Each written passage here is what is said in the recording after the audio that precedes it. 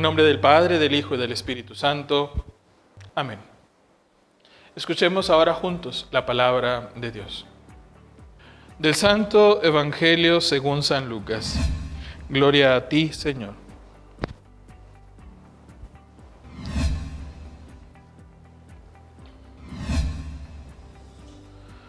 En aquel tiempo, Jesús estaba a orillas del lago de Genesaret, y la gente se agolpaba en torno suyo para oír la palabra de Dios. Jesús vio dos barcas que estaban junto a la orilla. Los pescadores habían desembarcado y estaban lavando las redes. Subió Jesús a una de las barcas, la de Simón. Le pidió que la alejara un poco de tierra y sentado en la barca enseñaba en la multitud. Cuando acabó de hablar, dijo a Simón: «Lleva la barca mar adentro y echen sus redes para pescar».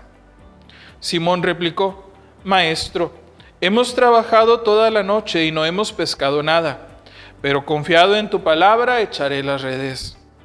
Así lo hizo y cogieron tal cantidad de pescados que las redes se rompían.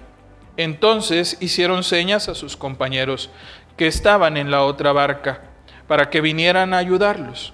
Vinieron ellos y llenaron tanto las dos barcas que casi se hundían. Al ver esto, Simón Pedro se arrojó a los pies de Jesús y le dijo: «Apártate de mí, Señor, porque soy un pecador». Porque tanto él como sus compañeros estaban llenos de asombro. Al ver la pesca que habían conseguido, lo mismo les pasaba a Santiago y a Juan, hijos de Zebedeo, que eran compañeros de Simón. Entonces Jesús le dijo a Simón: «No temas, desde ahora serás pescador de hombres». Luego llevaron las barcas a tierra y dejándolo todo, lo siguieron. Palabra del Señor. Gloria a ti, Señor Jesús. Una de las partes, de los pasajes, de los textos de la Sagrada Escritura que siempre me han gustado mucho es este que acabamos de escuchar, la pesca milagrosa.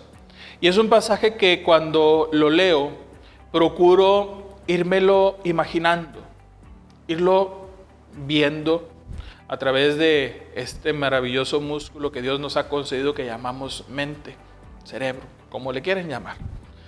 Siempre me lo voy imaginando y me imagino el lago con las barcas a los lados, la multitud que va siguiendo a Jesús y que es poco el espacio que le dejan a Jesús mientras va caminando.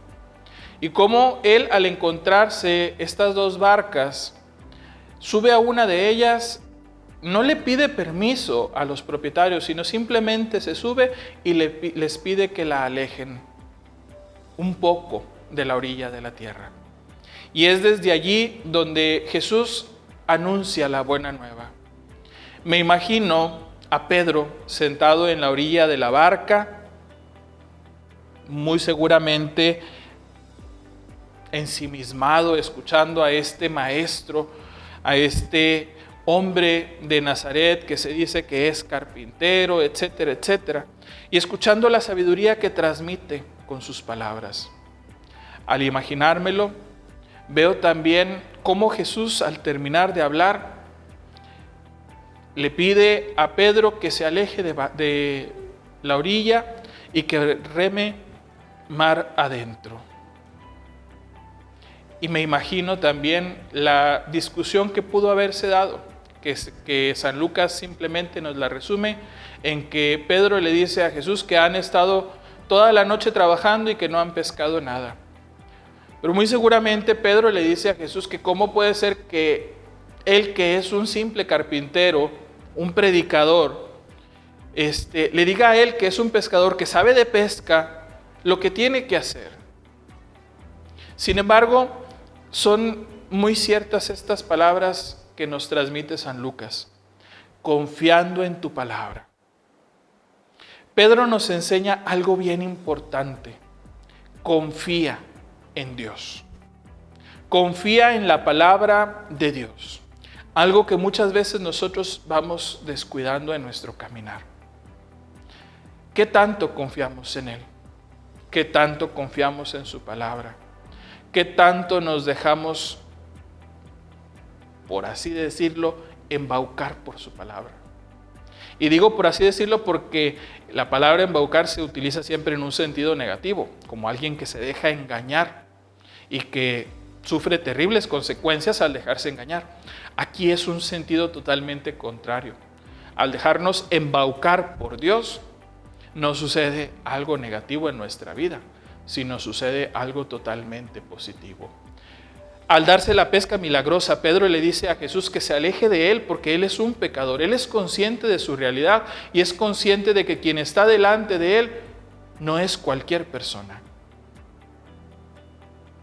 Pero Jesús lo tranquiliza y le encomienda una nueva tarea. Le da una nueva misión. Ya no es un pescador de peces, ahora será un pescador de hombres. Este es muchas veces el temor por el cual no queremos confiar en Dios, porque sabemos que va a cambiar radicalmente nuestra vida y porque nos va a dar a lo mejor una nueva tarea. Pero lejos de tener miedo, tenemos que aprender, a final de cuentas, a final de todos, a confiar en Él, a tener fe en Él y a saber descubrir que lo que va a hacer no es nada malo para nosotros, sino por el contrario, es lo mejor que nos puede pasar en la vida. Pidámosle pues a Dios que nos conceda esta gracia, la gracia de saber confiar en Él, de saber confiar en su palabra y de saber que al escuchar su palabra y el esmerarnos en ponerla en práctica, no nos espera sufrimiento, dolor, muerte, tristeza, sino todo lo contrario, que al confiar en su palabra, al esmerarnos en ponerla en práctica, si bien es cierto, va a haber momentos difíciles, sabemos que serán mucho más grandes los momentos de felicidad, de dicha, de alegría y de paz, que opacarán esos momentos tristes que puedan vivir o podamos vivir en nuestro caminar. Pidámosle a Él que nos conceda esta gracia para que podamos ser en el mundo mejores cada día y podamos dar un testimonio vivo de que en verdad somos sus hijos y que nos preocupamos no solamente por escuchar su palabra, sino que confiamos en Él y ponemos en práctica lo que nos pide. Que así sea. Sea alabado Jesucristo, sea por siempre bendito y alabado. Y la bendición de Dios Todopoderoso, Padre, Hijo y Espíritu Santo, descienda sobre todos ustedes y permanezca para siempre. Amén.